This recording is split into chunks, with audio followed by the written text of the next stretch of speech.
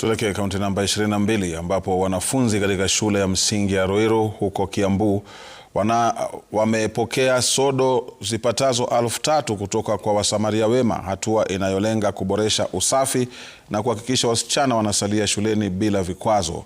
Kwa mujibu wa wadhamini, sodo hizo zimetengenezwa humu nchini na zinaweza kutumika mara nyingi hadi kwa miaka 3 iwapo zitatunzwa vyema, hivyo kupunguza gharama kwa wazazi na familia.